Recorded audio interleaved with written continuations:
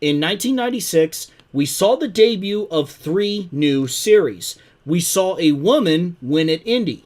We saw multiple historic championship fights, and we saw the world's best take their shot at stock car glory. After NASCAR's biggest season ever, where do we go next? As we inch closer to the 50th anniversary of the sport, and then the 21st century, a new era of the sport may as well be commencing.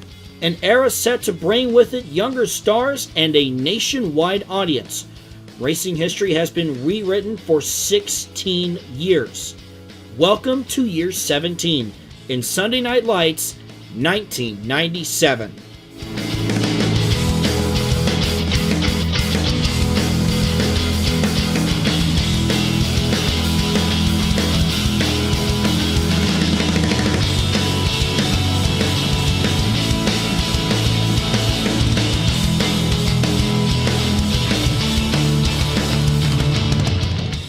Much like last season, we'll be starting off with the all-road course series, IMSA Stock GT.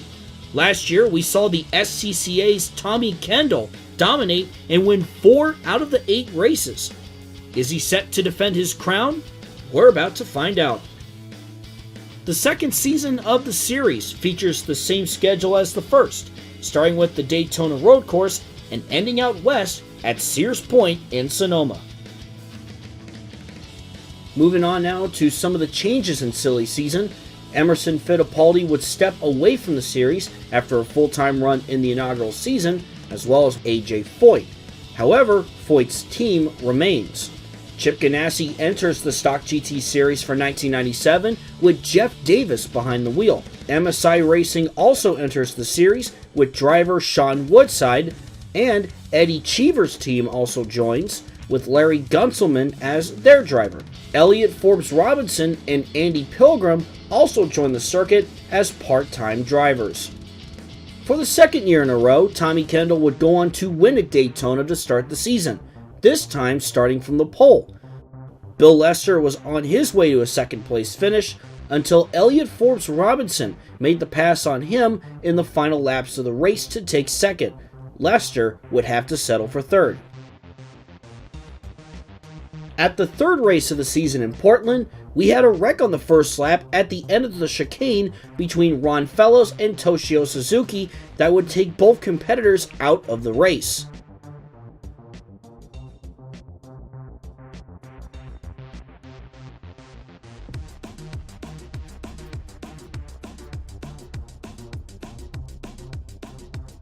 While Jeff Brabham led for most of the first part of the race, he would then give up the lead to Boris Said.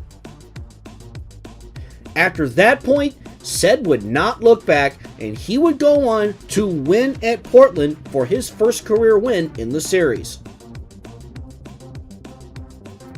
2 races later at Montreal, Willie T. Ribbs took the lead from pole sitter John Andretti right at the start of the race, but Andretti and Jerry Nadeau remained in the hunt. Andretti would have a terrible pit stop later in the race that would cost him a chance to win. Eventually, the race came down to Willie T. Ribbs, Jerry Nadeau, and Scott Brayton. However, it was Ribbs pulling away late for the win. This would make 5 winners in 5 races this season. Jeff Brabham and Willie T. Ribbs started 1-2 in the second to last race at Heartland Park, as the 2 drivers were really standing out this season. However, it was Brabham getting the upper hand in this race, as he would take the win for his second win of the season. Bill Lester was also in the hunt for the championship, but he had a terrible day that would cost him a chance to win it all at Sears Point.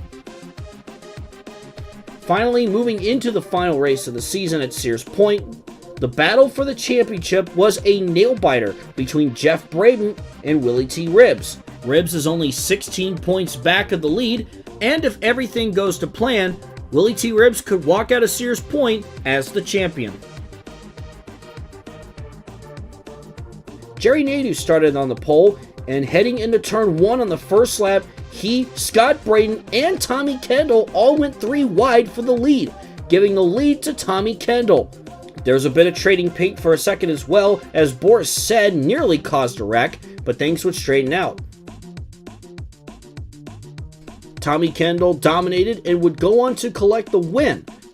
When it came down to the championship, just like the Truck Series last season, we had a tiebreaker for the championship. So once again, we had to fall back on who had more wins on the season.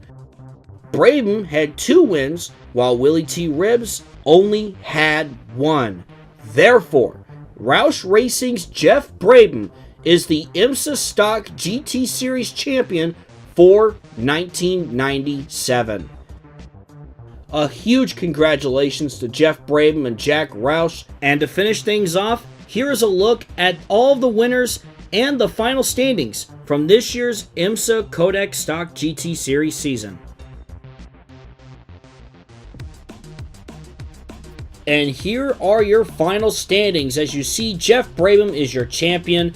Willie T. Ribbs losing on a tiebreaker, and some disappointing seasons for guys like Ron Fellows, PJ Jones, and Jeff Krosnov, as we look at the last few drivers, including where the part-timers stacked up against each other. We head next to the DuPont Super Sportsman Series, where we saw the rise of another Earnhardt, that being Dale Earnhardt Jr., as he scored the inaugural championship last season for the series after an exciting battle with John Nemechek. The schedule mostly stays the same for 1997, except with the addition of 2 new tracks, totaling the schedule length to 22 races. Colorado and Memphis join the schedule for the 97 season. In terms of silly season changes, and on the topic of Dale Jr., he has moved up to the Busch Series full-time, so the number 3 now has a new driver in Steve Park. The Nemechek-owned 87 car will be split between Joe Nemechek and his younger brother, John. John Nemechek has also moved up to the Busch Series. Another driver that moved up was Elliott Sadler, so that opened up a ride at Diamond Ridge Motorsports. They decided to give an opportunity to 25-year-old Mario Gosselin. He drove with his family team last season, and this season could be a big break for him. Robbie Reiser takes his team full-time in the number 71 Craft Chevrolet. Meanwhile, Roger Penske picks up Matt Kenseth as another development driver, being teammates to Blaze Alexander. CASCAR driver Kelly Williams comes to the U.S. as she pursues a better opportunity. She'll be driving a part-time entry for Dale Jarrett, who expands his team ownership to the Super Sportsman Series. Other new part-timers for 1997 include Jennifer Jo Cup for her family team, Mike Cope in the 49, Steve Christian in the 10, Billy Venturini for his family team, and Jimmy Foster for Key Motorsports. Richard Petty is back in the number 42 as he will drive 3 races this season as the King is beginning to wind down on his racing career. I'll have more on that later. Also, David Bonnet is still driving the number 12 for Bobby Allison's team, but the team switches from Ford to Pontiac. We'll talk about why when we get to the Winston Cup section.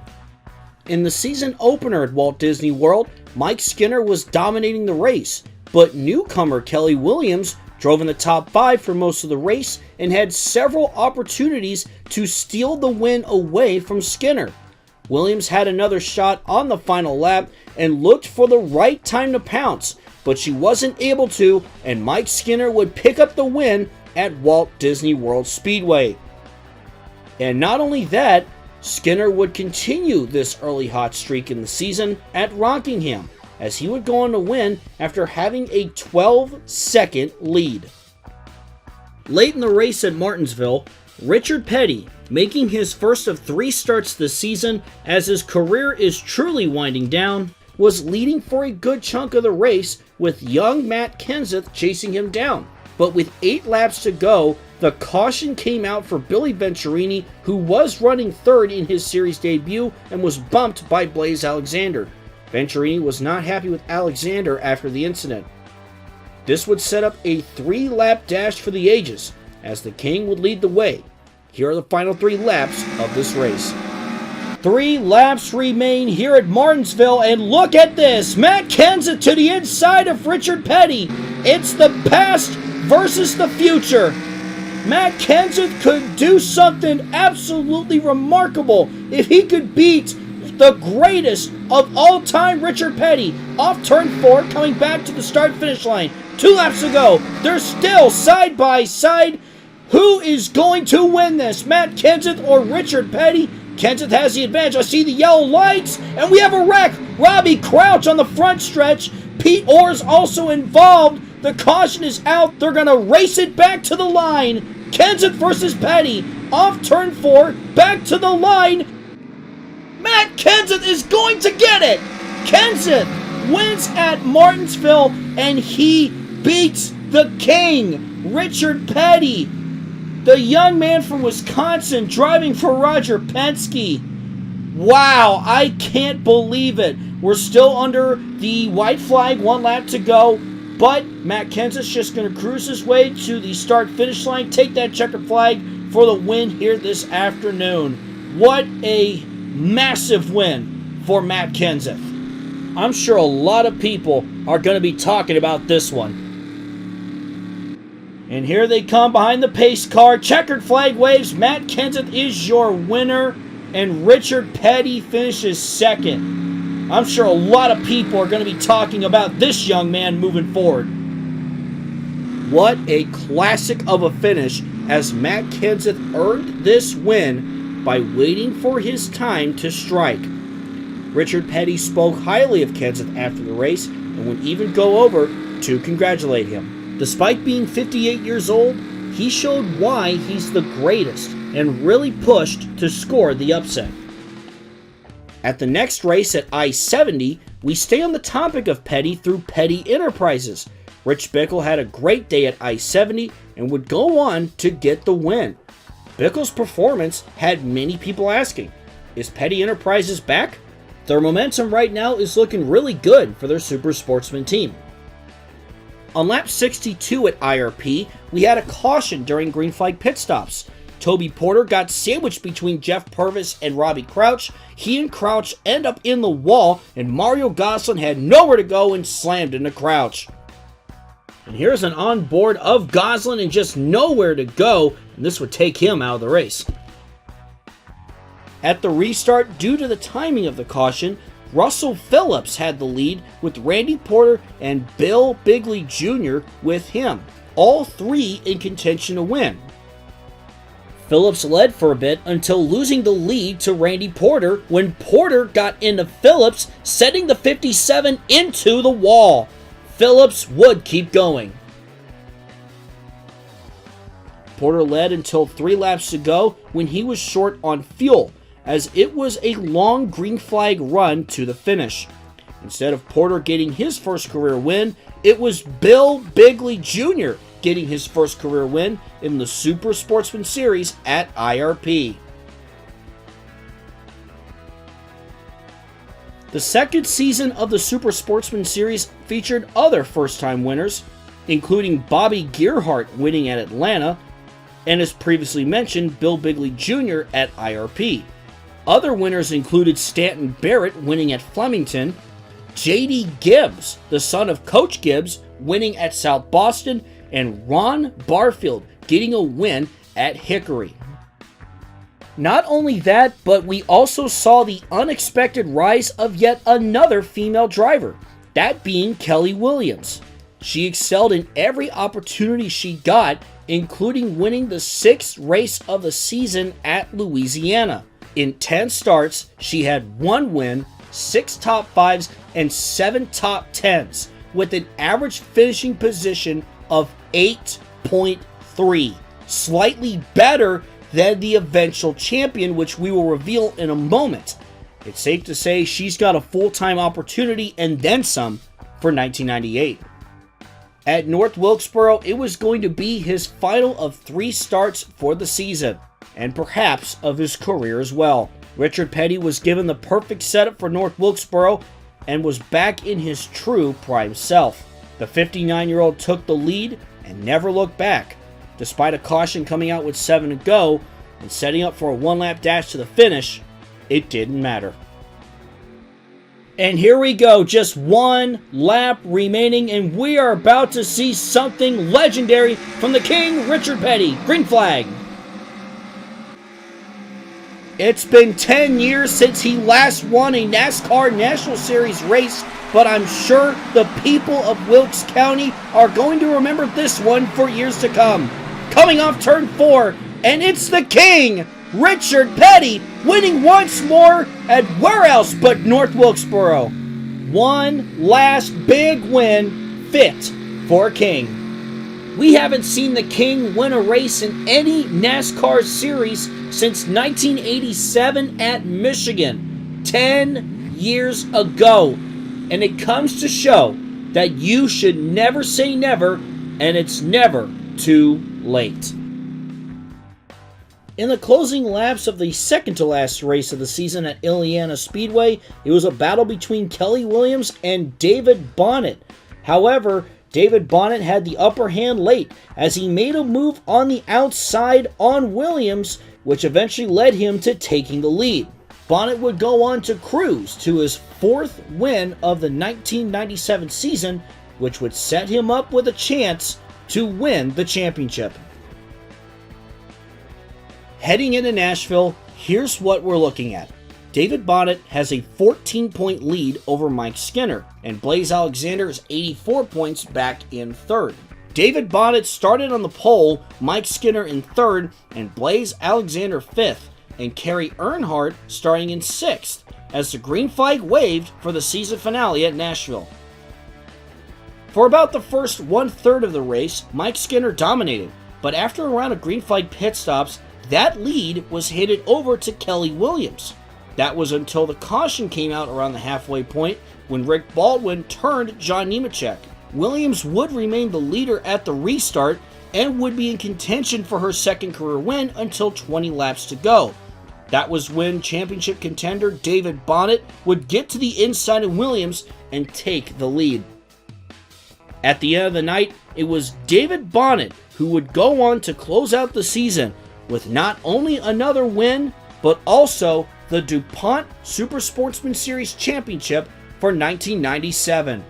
Just a year after his father retired from NASCAR Winston Cup racing, Bonnet keeps the pride of the Alabama gang alive with his championship victory. Here's a look at the standings and all the winners from the 1997 DuPont Super Sportsman Series season. And here's a quick look at the top 30 in standings as we continue to see a lot of rising stars out of this Super Sportsman Series division. And the question remains, who's going to be the next big rising star to come out of this circuit? Now let's move ahead with the 1997 NASCAR Craftsman Truck Series season, where we saw Jeff Bodine move down from the Cup Series and win the championship. Here's a look at the schedule for the 1997 season, as 3 new tracks are being added to the schedule, with the addition of Gateway at the end of the season, the track located just across the river from St. Louis, Missouri. The Minnesota State Fairgrounds is also being added as the 11th race of the season, and Las Vegas being the season finale. After returning to NASCAR competition last season through the Truck Series, Dodge is investing even more into the series, and reached a deal with L&R Racing to expand that team into a development program. People are asking, is Dodge looking to join the rest of NASCAR in the next couple of years? Lance Norrick will stay in the number 90 sponsored by the NHL, and the team brings in a female driver named Cindy Peterson, who drove part-time for Darrell Waltrip last season. She will drive the number 00 Sears Diehard Dodge Ram. The team will be rebranded to Dodge Ram Racing. Roush Racing brings in Joe Ruttman to drive the number 80 and Tony Roper to drive the number 99. MB Motorsports lost Roper to Roush, so they brought in 26-year-old Michael Dawkin to drive the number 26. Kenny Irwin Jr. replaces Butch Miller in the number 98 truck for Liberty Racing. Meanwhile, Butch Miller takes over the number 20 for Walker Evans. Atkins Sutton Motorsports signs on a promising prospect named Kevin Harvick, as he will drive for the team full-time. Sammy Swindell, who drove for Atkins Sutton last season, will share Jerry Glanville's truck along with Glanville himself, Boris Said and Robert Presley. Barry Bodine will also be running a part-time schedule, driving for Billy Baloo Motorsports and splitting the ride with Mark Gibson. Jeff Bodine is hoping to get sponsorship to bring Barry into his team for 1998. In the season opener at Phoenix, the race had one caution around lap 11 between Dennis Setzer and Toby Butler. While Ernie Irvan led early on, Tim Richmond would take the lead and never look back, as Richmond went on to win at Phoenix. The second race of the season at Evergreen came down to a restart with 4 laps to go between Brian Refner, who won this race a year ago, and Kevin Harvick. Refner and Harvick battled side by side, but it would eventually be Harvick taking the lead. Refner tried to fight back, but he would run out of time, as the 21-year-old would collect his first career victory in the Truck Series. This would make a lot of fans turn their attention to the young driver to see how he would do for the remainder of the season. Last season's runner-up Paige Jones went on a tear after that, as he would dominate to a 24-second lead at Portland to win, and then he would go on to win the next race at Riverside, establishing himself as a threat for the title.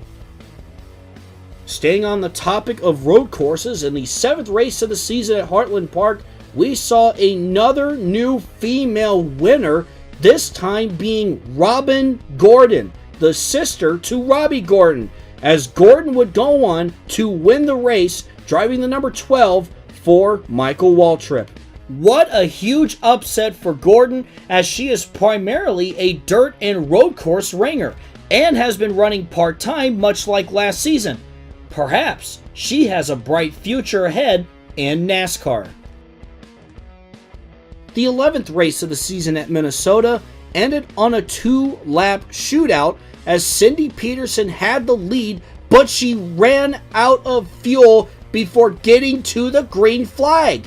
This ended up causing a wreck, as Jack Sprague bounced off the side of Peterson going a lap down into Butch Miller, and that forced Joe Ruttman, the leader, to slow down before he got hit by Tony Roper, and the 43 of Jimmy Hensley made the move on the outside to steal it, and it would be Jimmy Hensley going on to win at Minnesota in what was a wild finish. Dodge Ram Racing had some ups and downs so far into the season, but they ended up sweeping the front row at Portland Raceway. Lance Norrick would lead early on, but he went down pit road and had major mechanical issues that would cost him any chance to win the race. After that, it was Barry Bodine making his 7th start of the season out in front, and he would score the upset win at Portland. The next first-time winner just came 2 races later at Vancouver on the street circuit, as Tony Roper, driving for Roush Racing, would go on to get his first career win at Vancouver. As Brian Refner went on to get his first win of the season, Jeff Bodine and Paige Jones were looking like once again the two fighting for the championship, but thanks to them having off days at Talladega, 2 more drivers inserted their way into the fight. After Talladega, Bodine only held a 4-point lead over Ron Hornaday. Kevin Harvick was back by 42, and Paige Jones was back by 85. Refner was also 5th, back by 134 points. Heading into the 19th race at Texas World, the wildest track that the trucks go to, the only incident was a single truck spin of Jack Sprague late, who led early in the race, but ran into Stacy Compton while he was rejoining the track.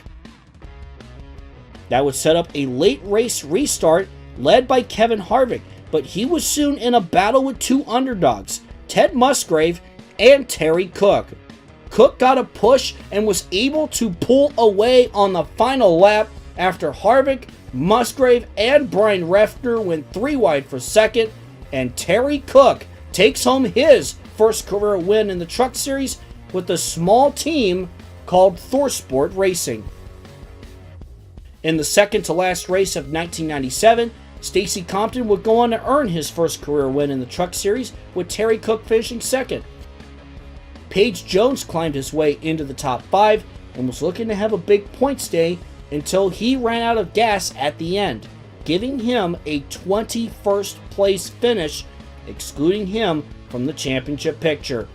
The final few races of the season were not going his way as he began to be hit with bad luck at the worst time possible.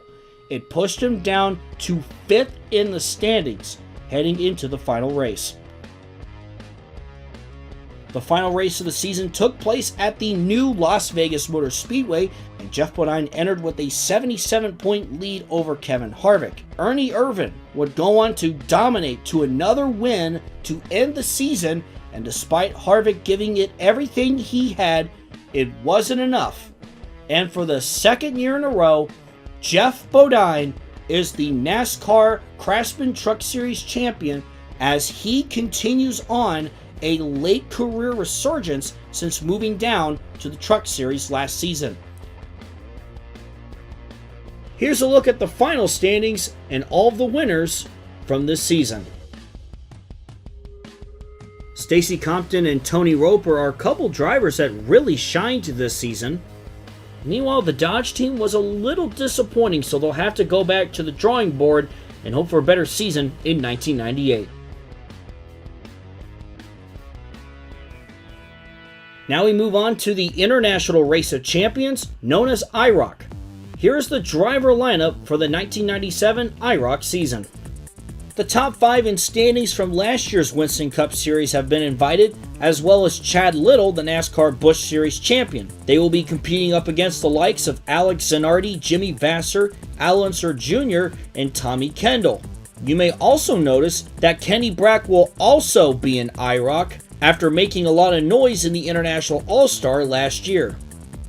The notable addition to the schedule this season is the Calder Park Thunderdome.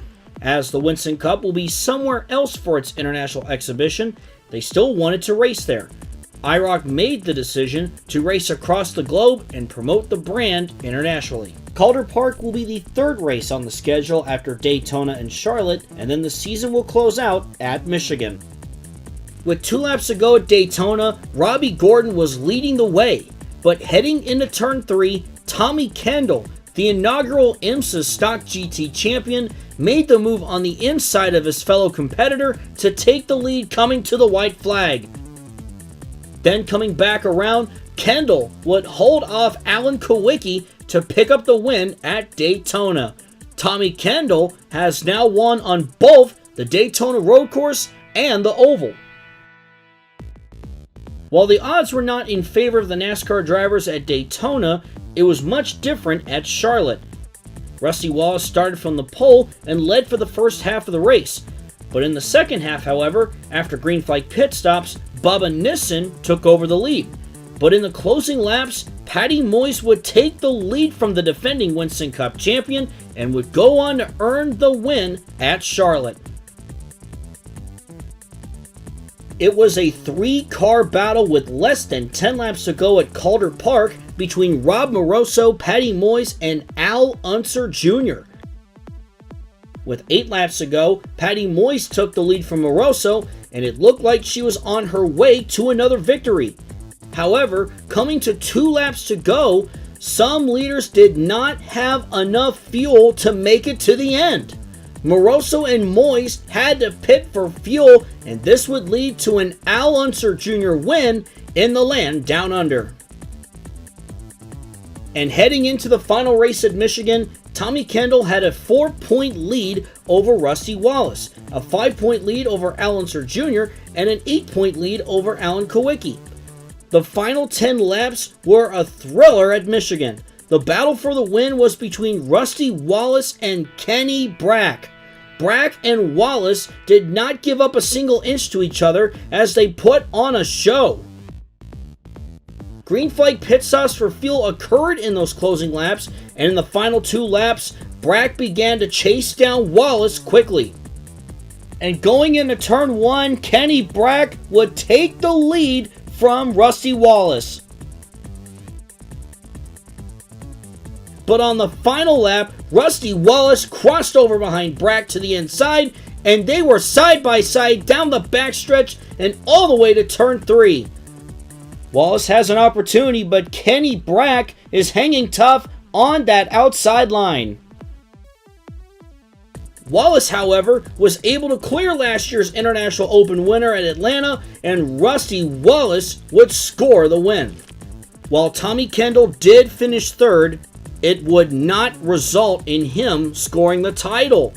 Thanks to passing Kenny Brack for the win on that final lap, Rusty Wallace would end up as your Iroc champion for 1997, beating out Kendall by 8 points. This would also make Wallace a back-to-back champion in Iroc. And here's a look at all of the winners and the final standings from the 1997 edition of the International Race of Champions.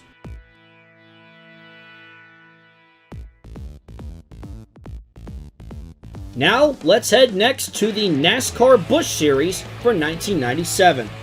Last season, we saw Chad Little absolutely dominate the series, winning 9 races all throughout 1996. However, the field won't have to worry about him this year as he's moving up to the Winston Cup Series. Here's a look at the schedule for the 1997 season, as there are a few new venues on the circuit this year, with the addition of Las Vegas Motor Speedway in the spring and Gateway, located near St. Louis, in the fall. Mid-Ohio also joins the Busch Series schedule, as they will be replacing Road America. Here are the notable changes for the 1997 season. Casey Elliott decides to spend one more year in the Busch Series after struggling in 1996. He will continue to drive for Elliott Milling Racing and hopes to go full-time Cup racing in 1998. Dale Earnhardt Jr. makes the move up to the Busch Series after winning the Super Sportsman Championship, driving the number 3 for his father's team. Staying on the topic of DEI, a second car will be ran for the full season with Kelly Earnhardt, Kerry Earnhardt, Ron Fellows, and open-wheel star Tony Stewart sharing the number 14 Chevrolet. The ride is being rotated because Kelly Earnhardt will be moving up to the Winston Cup Series. Another driver to move up from the Super Sportsman Series is John Nemechek, younger brother to Joe Nemechek, as he will run the full Busch Series season.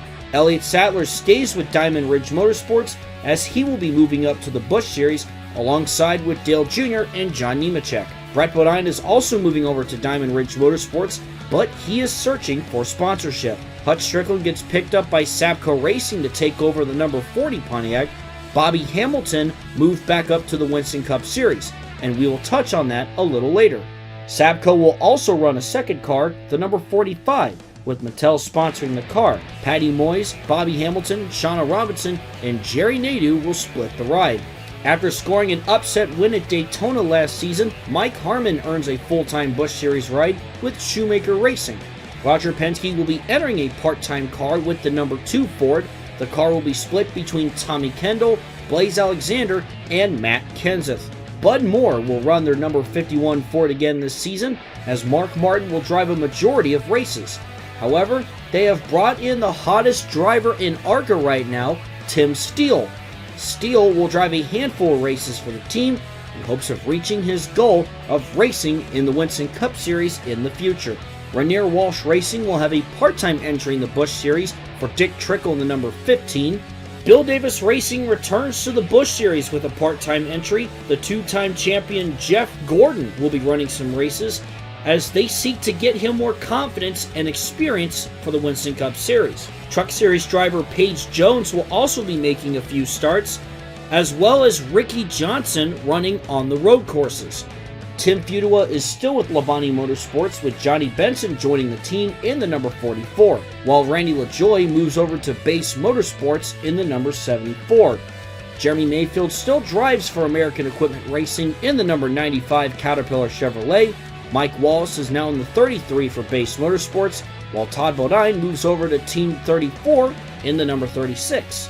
Kenny Brack will be driving 6 races for Morgan McClure Motorsports, and he will also be running a part-time schedule in the Winston Cup. Brack hopes to make a name for himself in stock car racing, as he was unable to secure a ride in Formula One.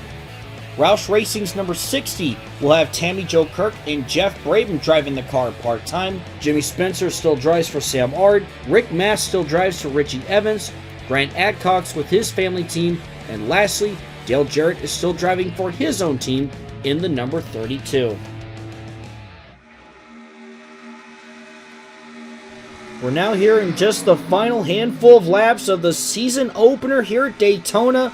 We got a group of about 6 or 7 cars in the hunt to win this race. Randy LaJoie leads them back to the line.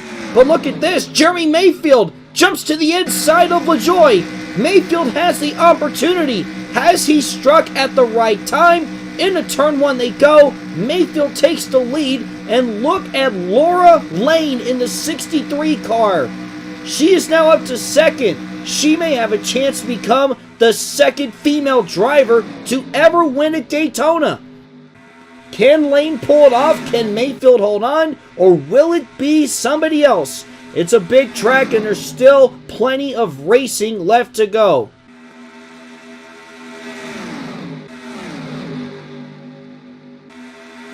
Off turn 4, Mayfield continues to lead back to the line. 2 laps remain this time by.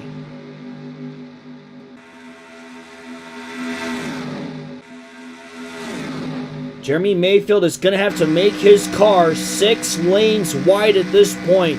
Laura Lane is still there and quite a few others. Randy LaJoie, Dale Jarrett, and speaking of Jarrett, he's peeking out to the inside of Lane. But I don't think he has any help because here comes Todd Bodine on the outside. And now they head into turn 3. Jarrett's going to need a little extra help if he wants to get to the lead and get himself back in victory lane. It would certainly be much needed for him, but he still has a long way to go. Here they come. White flag. 1 lap to go here at Daytona. It's still Jeremy Mayfield out in front. There is a lapped car up ahead. Could that potentially play a factor into how this race concludes? We're going to have to find out as they head down the backstretch for the final time. Dale Jarrett is side by side with Lane. Jarrett still looking for second.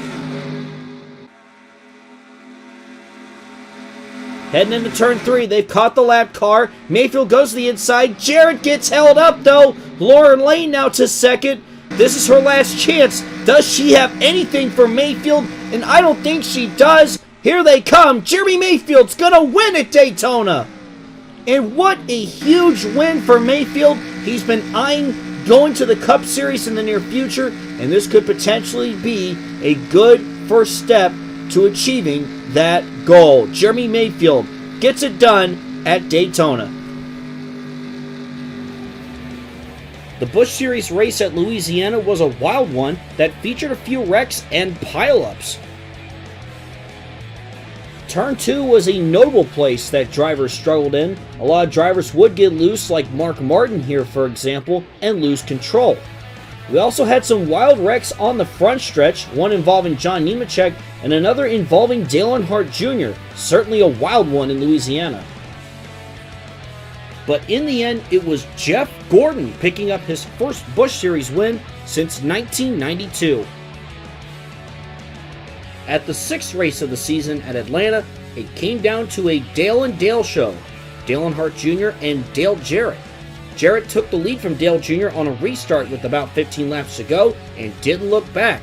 And for the first time since 1991, Dale Jarrett returns to victory lane.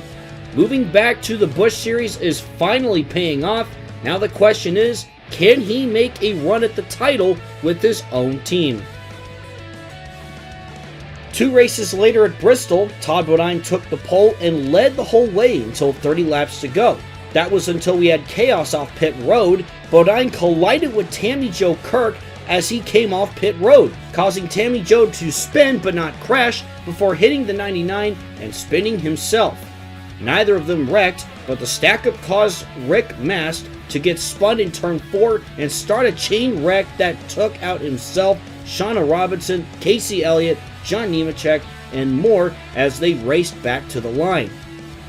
On the restart, it was Mark Martin and Dale Shaw, and Todd Bodine made it back to second and Tammy Jo to fourth. Despite that though, Dale Shaw got around Martin and held on for the rest of the way, and Dale Shaw scores the upset, his second career win 3 years after his first win at Salem. At Charlotte, Jeff Gordon and Kelly Earnhardt led early, but fell back quick.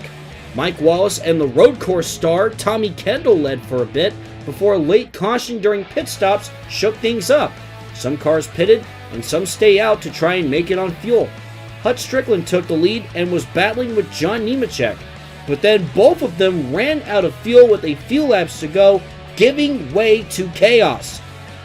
Tommy Kendall inherited the lead, but was now being held up by lapped cars trying to come back up to speed. This allowed for Jeremy Mayfield and Dale Jr. to catch up.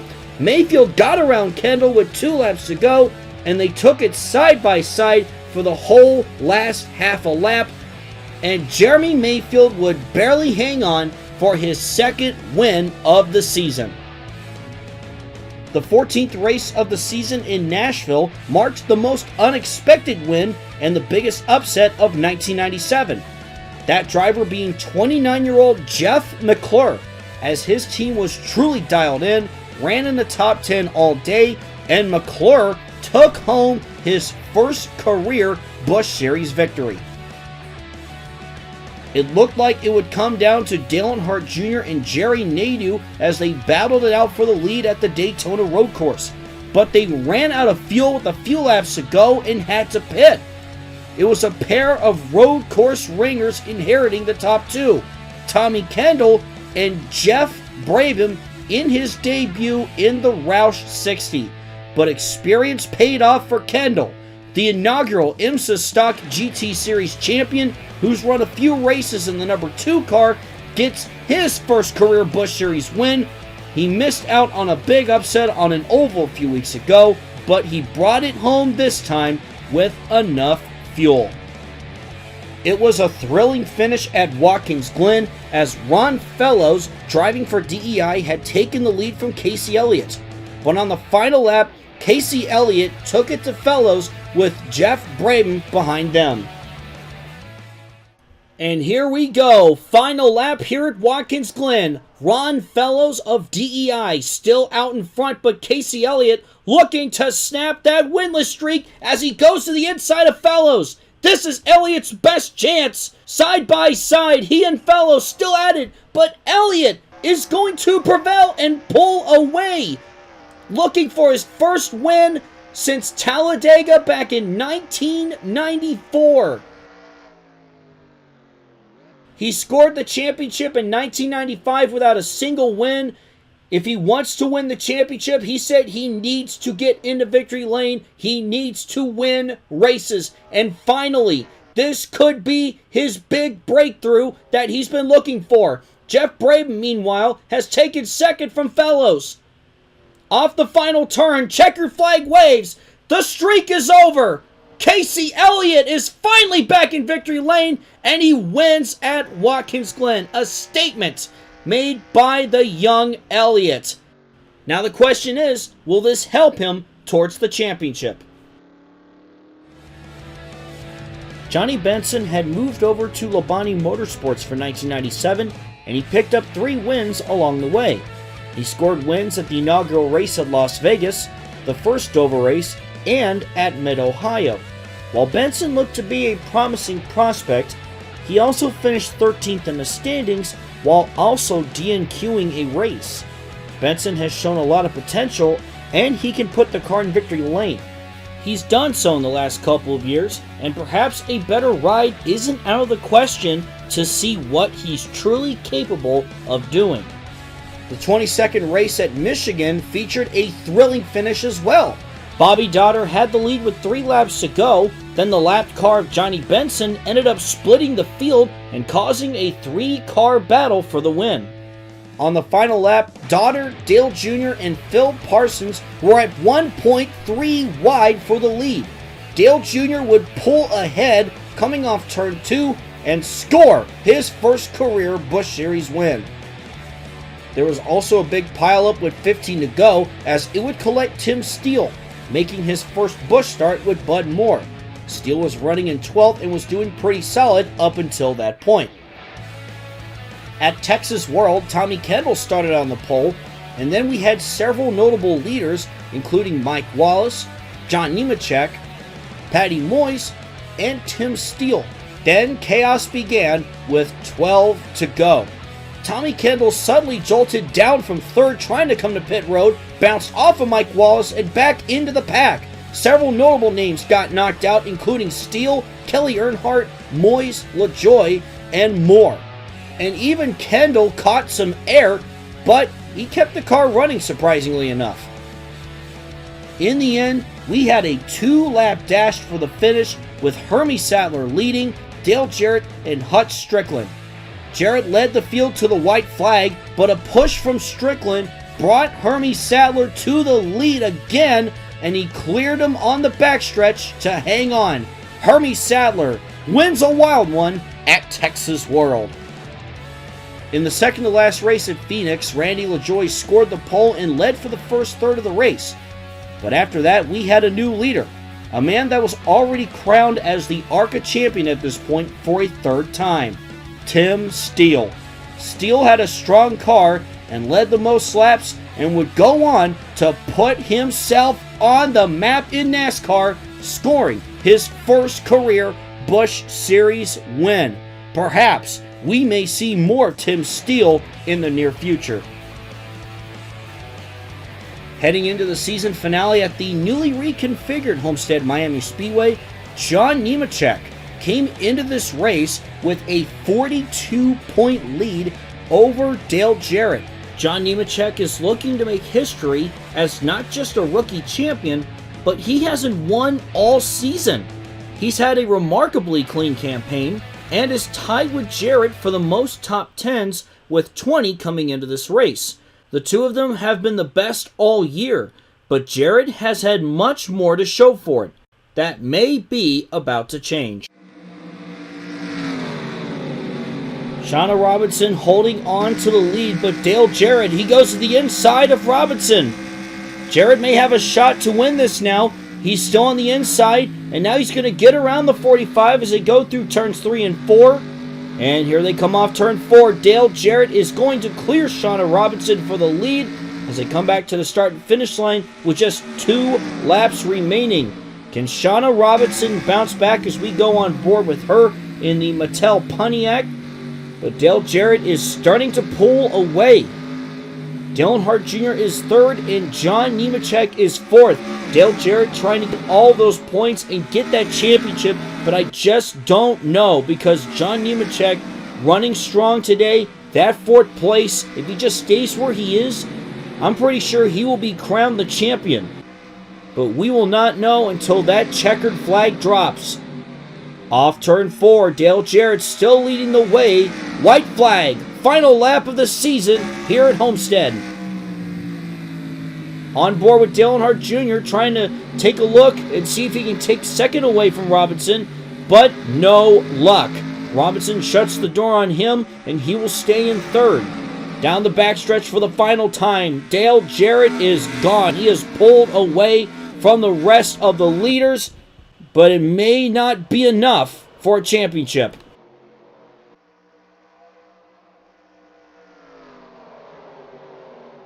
Coming off turn 4, checkered flag waves for Dale Jarrett, who's had an amazing season, picking up his 4th win of 1997. However, he was just 28 points short of glory as John Nemechek, who hasn't even gotten his first career win yet, will be the NASCAR Busch Series champion for 1997.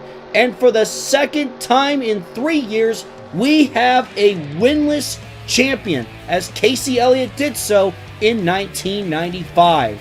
John Nemechek had a very consistent season, and that was the key towards him becoming the champion. Even though he hasn't gotten his first career Busch win, he earned 9 top 5s and 21 top 10s with an average finish of 10.85. John Nemechek would go on to celebrate his championship win with his older brother, Joe Nemechek. As John looks towards the future, he said afterwards that he couldn't be any more happy to be a champion. And before his brother too. But he also acknowledged that he hasn't won races and wants to work on getting into victory lane in 1998. And once again, here are all the winners as well as the final standings from the 1997 Busch Series season. And once again, huge congratulations to John Nemechek, Casey Elliott bouncing back, Dale Earnhardt Jr. really proving himself. Disappointing season for some guys like Hutch Strickland, Elliott Sadler, and Grant Adcox, but Nemechek getting it done despite not winning any races. And now it's time to cover the NASCAR Winston Cup Series for 1997. Before going into silly season, let's discuss the schedule for the 1997 NASCAR Winston Cup Series. The All-Star race has been moved back to May, and it will be hosted by Louisiana Motor Speedway. Louisiana's points race also moves up to the third race of the season, so a gap between races can be created. Two new tracks joining the schedule include Road America and Gateway. Road America being a historic road course up in Wisconsin, and not to mention that it has been on the Busch Series schedule for the last couple of years and will move up to the Winston Cup as it adds a new road course. And Gateway, a 1.25-mile oval near St. Louis. The biggest story coming into the 1997 season was what was happening with the Blue Oval. Ford was not happy with where their teams finished in 1996, with them only taking 3 out of the top 11 spots in the standings. During the offseason, they wanted to consolidate their resources, and one of their teams gave Ford an opportunity. Junior Johnson, approaching 70 years old, was looking to step away from team ownership, and thanks to his alignment with Ford, he got a good deal. Ford's top 2 teams, Penske Racing South and AK Racing, each purchased one of their cars with Ford's help. Sterling Marlin stays in the number 22, with Lowe's adopting a new paint scheme as he moves into the Penske shop. While Alan Kawicki's team brings in the number 11 of Ernie Irvan, Budweiser leaves the team to pursue a different driver. With MBNA coming in as their new primary sponsor, Kawicki's pursuit of one of the cars surprised some, but thanks to his consistent success and close business ties to Ford, he was able to make it happen. Not to mention that AK Racing finally got to build their own engine shop in 1994. Ford believes the consistent success of Sapco and Richard Childress Racing shows that multi-car teams with big budgets can grow the win column quickly. Junior Johnson is finally giving Allen the opportunity to succeed his way. One other note on Penske, Miller decides to retain Rusty Wallace's black and gold paint scheme instead of the blue Miller Lite car because of its previous championships. Meanwhile, at Roush Racing, Darrell Waltrip remains in the number 6 car, while Tammy Jo Kirk moves up from the Busch Series to the number 16, with Twix remaining as the sponsor. This team will also get a bit of boost from Ford, as well as the single car team at Bill Davis Racing, which still retains Jeff Gordon, looking to finally break out this year. As for the rest of silly season, Bobby Allison Racing retains both Davey Allison in the Mountain Dew 12 and Clifford Allison in the Diet Pepsi number 84. The team lost support from Ford and makes the move to Pontiac. Word in the garage is that the team is on thin ice with PepsiCo, and with both drivers' lack of wins, this year could make or break the team. The number 33 car has a new sponsor and owner. Leo Jackson retires from ownership, with his former crew chief Andy Petrie taking over the team. Jeff Burton will drive the car again in 1997, with Cartoon Network being its primary sponsor. Wood Brothers Racing gets a new driver in Bobby Labonte. Robert Yates, meanwhile, decides to step away from ownership after a lack of recent success. He'll be more actively involved in Ford's engine program. The 21's previous driver, Morgan Shepherd, moves to Diamond Ridge Motorsports. The 29 gets a new sponsor in the Family Channel. Bobby Hamilton returns to the Winston Cup Series in the number 43 for Petty Enterprises, who are getting a boost this season, partnering with Sapco Racing. Meanwhile, Richard Petty, turning 59 this season, will finally be calling it a career after 4 final Winston Cup Series races. When the King is in the 43, Hamilton will be driving a 4th Sapco car, the number 47. This won't be the only time the 47 appears, as New Zealand's Jim Richards, a standout from the International All-Star race last year, will attempt 3 races in May: Sonoma, the All-Star Open, and the Coca-Cola 600. Lake Speed will also be calling 1997 his final full-time season in the Winston Cup Series. He will address the future of the number 85 team later on. With Wally Dallenbach out of Roush Racing, he is picked up by a brand new team called MB2 Motorsports. Dallenbach will pilot the number 36 Pontiac with Primestar as the sponsor. Larry Hedrick Motorsports will run the full season with multiple drivers such as Steve Grissom, Derek Cope, and PJ Jones. Mark Rypien moves his number 97 team up to the Winston Cup with Chad Little after dominating the Busch Series and winning the championship. Bill Elliott also has a new look for 1997 with longtime sponsor Coors Light. Lastly, for the full-timers, the biggest story in the General Motors camp is the pair of rookies looking to make a splash. Jeff Green moves up from the Busch Series to replace the retiring Neil Bonnet, and he brings in a new sponsor, Budweiser, looking for a fresh face.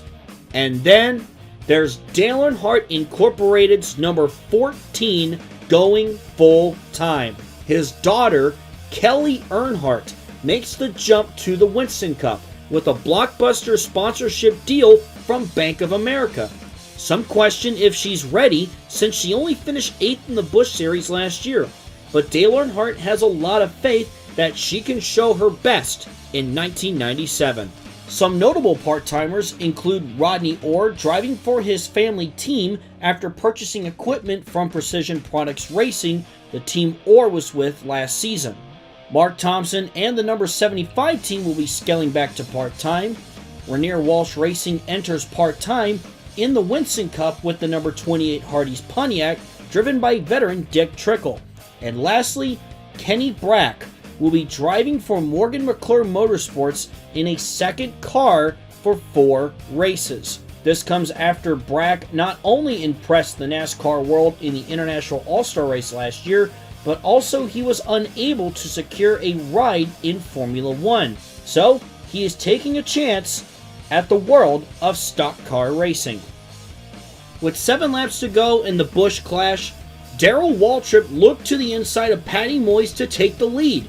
The 1982 champion had some help from fellow Ford drivers Sterling Marlin and Jeff Gordon as the Valvoline Ford pulled ahead, and despite competition from Alan Kulwicki in the final 2 laps, Darrell Waltrip would hang on and win the Clash at Daytona.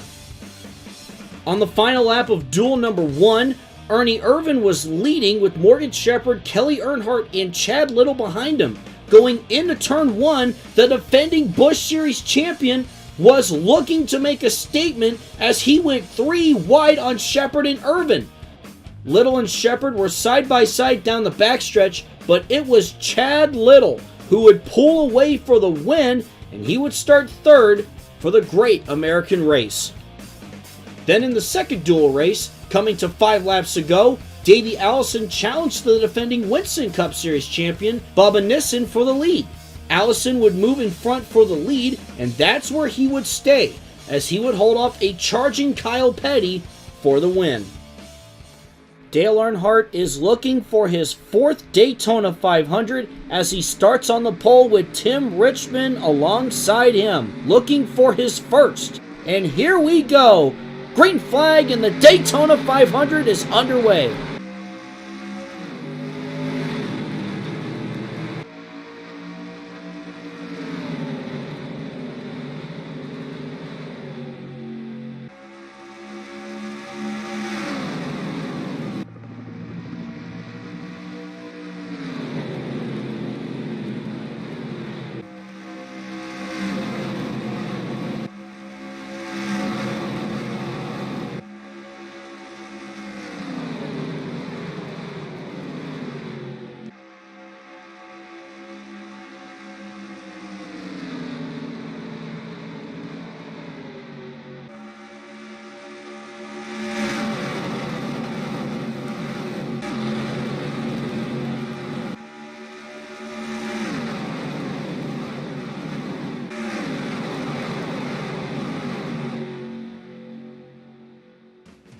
On lap 13, Tim Richmond had fallen back towards the tail end of the field, and it got worse, as going into turn 3, Richmond got into the 23 of Ward Burton, who then gets into Kenny Wallace, causing a 3-car accident to bring out the caution.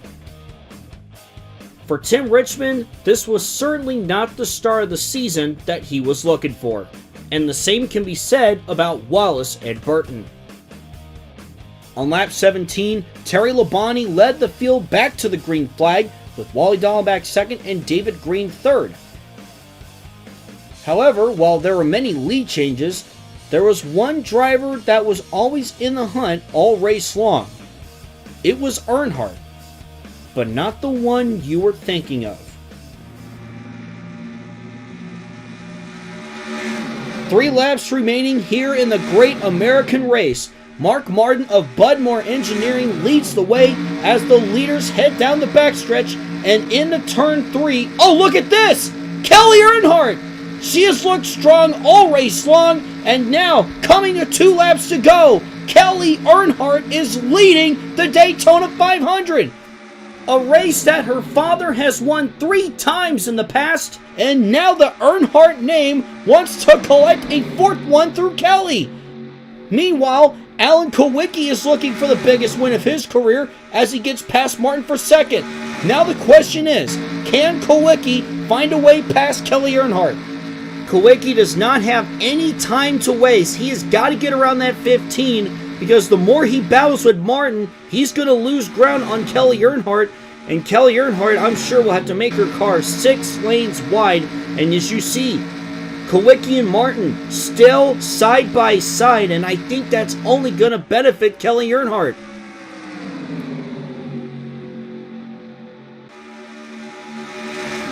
Here we go. White flag for Kelly Earnhardt. And no one in the crowd is left sitting. Kulwicki is still side by side with Mark Martin. None of them want to give up a single inch. And because of that, I don't think they have a shot to win this race. Down the backstretch for the final time as Kulwicki may be out of time. Into turn 3. It looks like the Earnhardt legacy is only going to grow more. Many were wondering if Kelly was ready for the Winston Cup, but she's about to close it out in just her 2nd start. Another woman is going to win at Daytona. It's Kelly Earnhardt. Her father has won this race 3 times, and his daughter just won on her debut. Kelly Earnhardt, the 2nd female winner in 4 years, and now she's also the youngest winner in Daytona 500 history. Dale is approaching 50 years old, but the Earnhardt name is alive and well, with his sons Kerry and Dale Jr.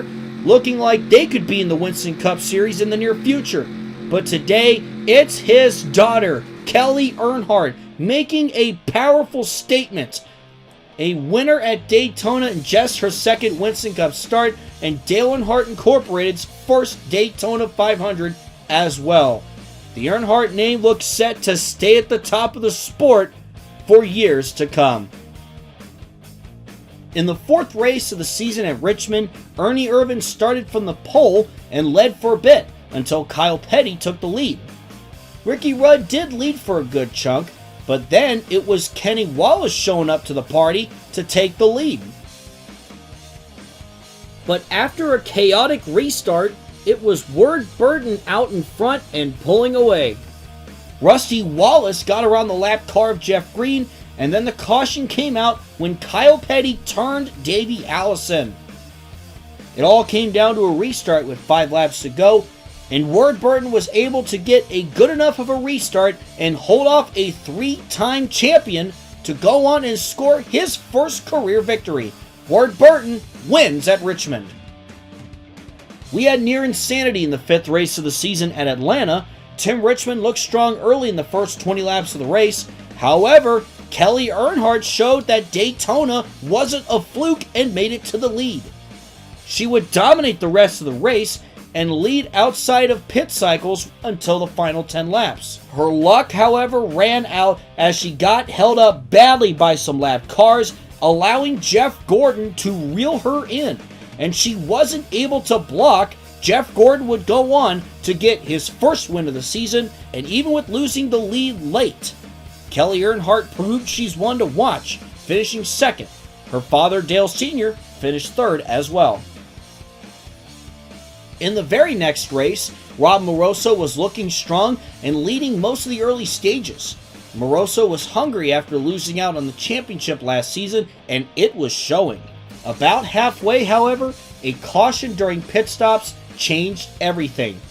Dale Earnhardt and Tim Richmond tangled, but neither of them got much damage, leading to 5 cars being the lead lap pack, including rookie Jeff Green, Ernie Irvan, Kelly Earnhardt, and underdog sophomore Robert Presley. Jeff Green took the lead, and while guys like Moroso and Nissen did eventually catch back up by a mix of pit strategy and lap traffic, it was not enough to reach Green. And Jeff Green would go on to collect his first career Winston Cup Series victory in the RCR number 31. This would mark 3 races out of the first 6, where we saw a driver get their first career win. Now, on the topic of Earnhardt, let's talk about Dale Earnhardt. Dale Earnhardt's 1997 season through the first 10 races was a season from hell. Going into the Coke 600, he was 25th in points and got into a wreck that wouldn't make anything better. Earnhardt was hitting all sorts of bad luck early on, but in that same time frame, his daughter was second in the points going into the 600. Absolutely stunning many. But the question was, after Memorial Day weekend, can Dale Sr. turn it all around? On the topic of the 600, one of Earnhardt's biggest rivals went on to win, that being Rusty Wallace, who was in the hunt for his 4th Winston Cup championship. Just 2 races later, Earnhardt fans might have just gotten their prayers answered. Dale Earnhardt had a strong car for the first Pocono race, and it would pay off, as the Intimidator would finally brush off the bad start to the season and pick up the win at Pocono. A much-needed victory for Earnhardt and his team. Moving on next to Road America, the newest track on the Cup Series schedule, Jeff Gordon started on the pole, and that's where he stayed all race long, up front. The lone caution of the race happened at halfway, where Dave Marcus and Morgan Shepherd crashed hard into some tire barriers. Marcus certainly got the worst of it, but he was okay afterwards. On the final lap, Rusty Wallace tried to make a run at Gordon, but ran out of time, and Jeff Gordon earns his 3rd win of 1997. Gordon and Bill Davis Racing were looking like the real deal in the first half of the season, and the team is finally making a breakthrough. With 4 laps to go at Nashville, Ernie Irvan was leading for most of the second half of the race until Tim Richmond was able to catch up to him. Richmond would take the lead from Irvan and go on to win at the Nashville Fairgrounds. Then in the next race at the Daytona Road Course, the Wallace brothers showed up. In the closing laps, Rusty Wallace was leading the way with his brother Kenny in second. However, Kenny was not able to catch up to his brother, and it was Rusty Wallace picking up his second of what would be 4 wins during the 1997 season. And his brother Kenny finished in second. In the closing laps of the 4th running of the Brickyard 400, it came down to Alan Kowicki and last year's winner, Shauna Robinson. Robinson tried everything she could to get around the Polish Prince, but this time she would come up short of winning her 2nd Brickyard 400 as Alan Kowicki went on to get the win at Indianapolis. And of course, with this being a big win, Kowicki celebrated with his signature victory lap in front of over 200,000 fans. Speaking of Kowicki, let's talk about how his team has been doing as now a 2-car operation. AK Racing had a great 1997, as Alan Kowicki would win back-to-back races in the summer at, as I previously mentioned, Indianapolis, and then the next week at Watkins Glen. Kowicki would continue his fantastic performances on the road courses as he went on to win at Riverside at the end of the season. As for Ernie Irvan, he had a resurging season, He earned his 3rd career win at the Fall Martinsville race and would go on to earn 10 top 5s and 21 top 10s. And he would finish 7th in the standings. But he was as high as 3rd late into the season. The moves Ford have been doing are paying off. The 1997 NASCAR Winston Cup Series featured an incredible battle in the point standings for second. That was because there was one driver that truly dominated all season long. That was Rusty Wallace. Dominating would feel like an understatement because with 3 races to go in the season, he had a 639-point lead and had already locked up his 4th Winston Cup title. The likes of Ernie Irvan, Jeff Gordon, Kyle Petty, Rob Moroso, Patty Moyes, and even his resurging teammate Sterling Marlin battled close with each other, but had no choice against the number 2 team. Rusty, however, requested NASCAR to hold off on celebrating until they got to race number 32, the inaugural Winston Cup race at Gateway. His request was accepted, and Rusty got to be officially crowned champion in front of his hometown St. Louis crowd. The season is not over, but Rusty Wallace is your 1997 NASCAR Winston Cup Series champion.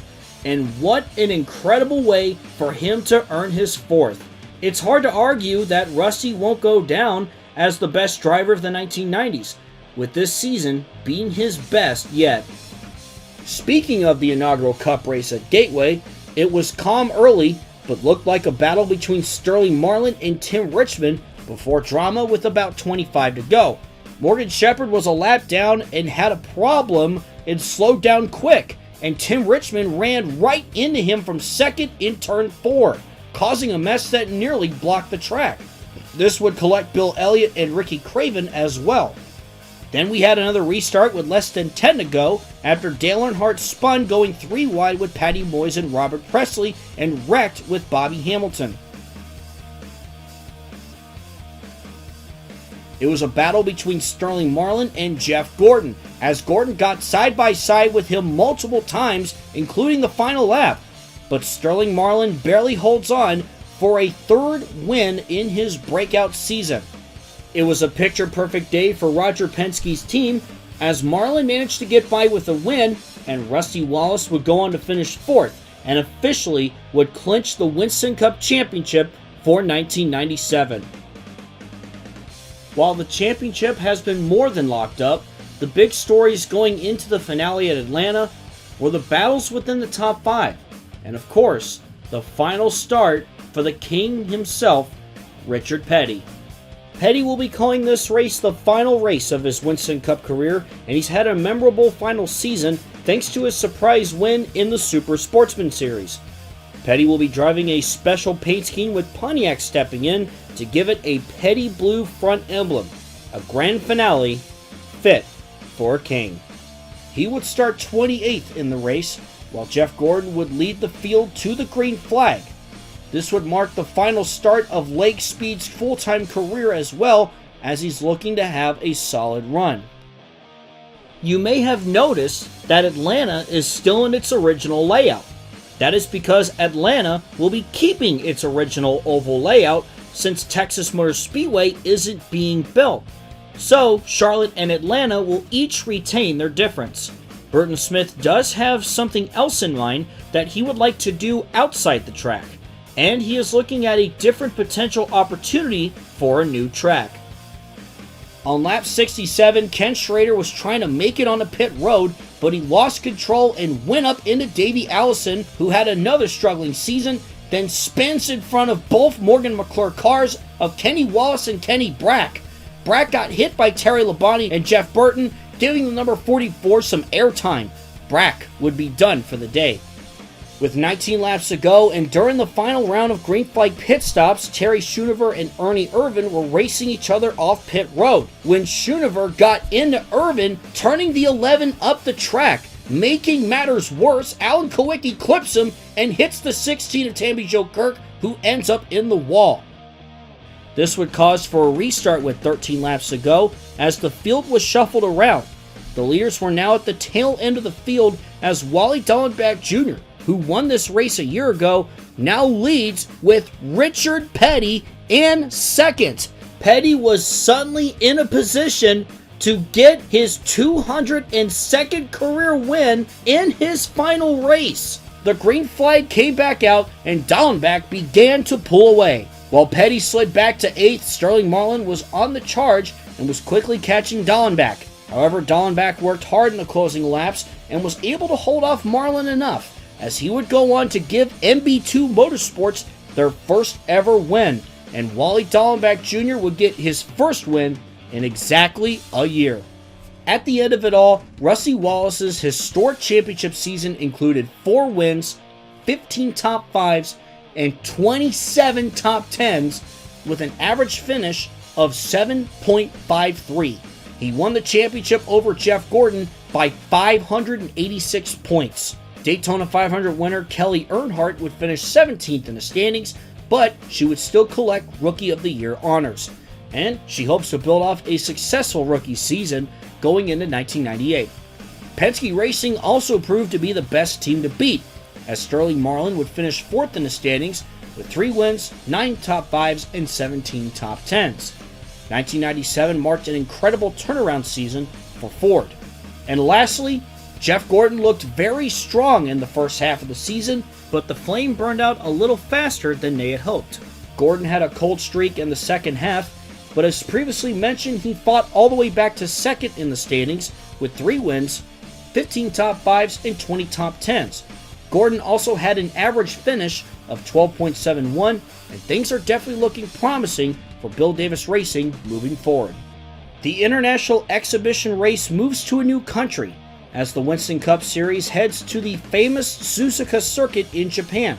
This race features 27 entries, beginning with the top 15 in points, as well as 3-time champion Dale Earnhardt and his daughter, the Rookie of the Year and Daytona 500 champion Kelly Earnhardt. IMSA Stock GT champion Jeff Brabham will be in Roush's 16 car, and he could be very competitive today as a road course ringer. Speaking of road course ringers, Jim Richards and Kenny Brack will both be appearing in their part-time entries. Plus, the back-to-back Truck Series champion Jeff Bodine, up-and-comer Paige Jones, who won 2 Truck Series road course races, also enters as Bill Davis's second car returns. Finally, there are 5 Japanese natives in the field, led by Masanori Sakiya, who drove in the International All-Star last season. Alongside him are Hideo Fukuyama, Keiichi Tsuchiya, Akihiko Nakaya, and Kazutaro Wakita. This 85-lap exhibition on Suzuka's East Circuit is sure to excite with a wide variety of drivers in the field. With the increase in road courses on NASCAR schedules, we're in for a competitive worldwide showcase for stock car racing. Alan Kulwicki started on the pole, with Jeff Brabham next to him, as for the first time ever, NASCAR is racing in Japan. Alan Kulwicki and Jeff Gordon continue to show throughout the race how they have been the 2 best drivers on the road courses as of late.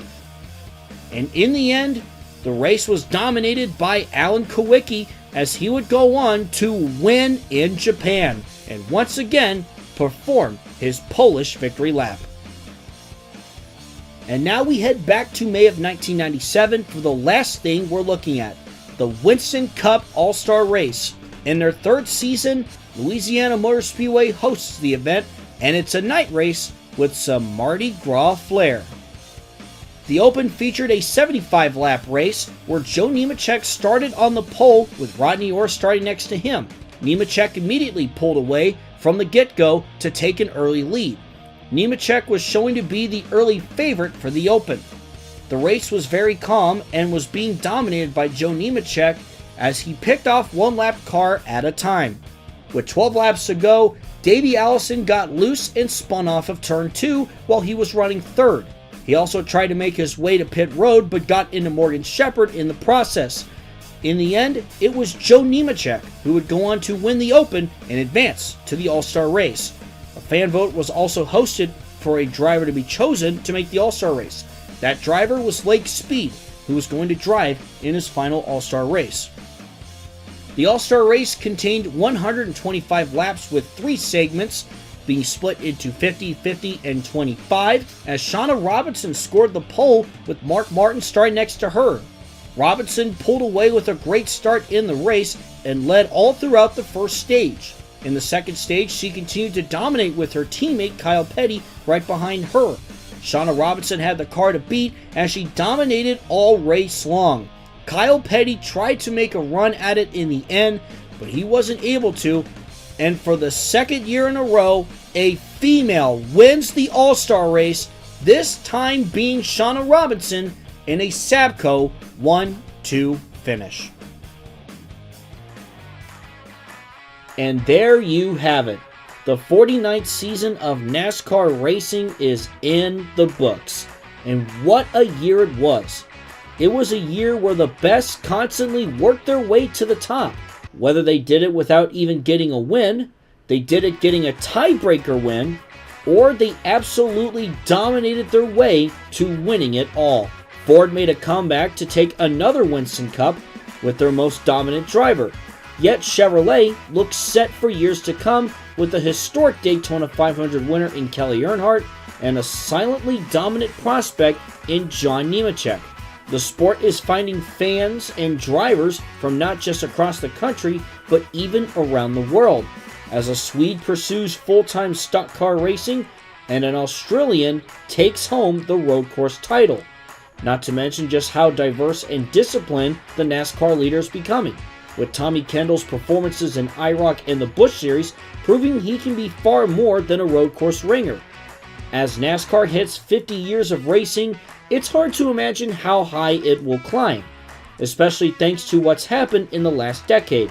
NASCAR has quickly become the top motorsport in the world for women, and is doing something truly unprecedented in the American sports landscape, while going nationwide at the same time. Yet at once, newer teams and younger drivers are finding opportunities and sponsors are noticing.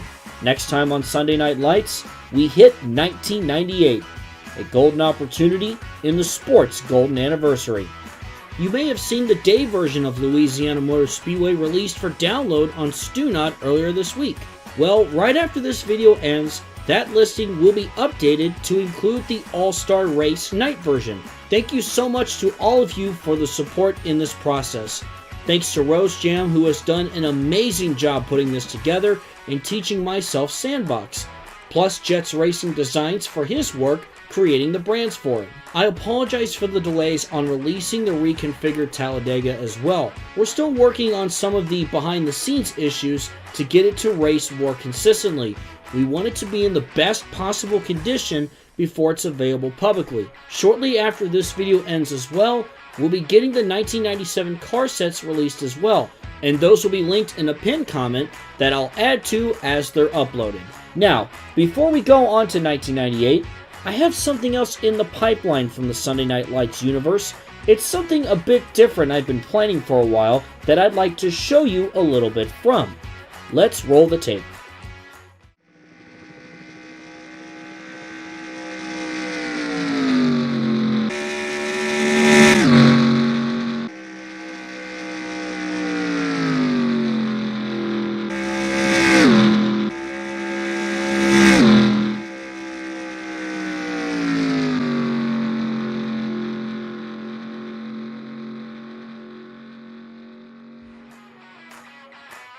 I want to go back and give the start of this series the treatment it deserves with everything I've learned in the 4 years it's been since I first started this project.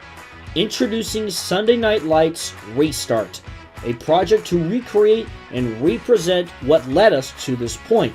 I'm still working on planning it all, but my goal is to present all the information and all the highlights from the start of the series from 1981 all the way to 1997 in a more consistent, long-form style. It's been due for a visual overhaul, and I can't wait to introduce the story so far in a whole new, better way. My plan as of now is to release it in 2 parts. One era from 1981 to 1989, and then from 1989 to the start of 1997. And then, after that, it's on to 1998. There's been so many exciting moments to this point in Sunday Night Lights, and a lot more to anticipate for years to come. Thank you all so much for watching and your support, and I hope you're ready for the story to continue on. Let's continue to celebrate both the real and created stories of motorsports. We can all rewrite racing history.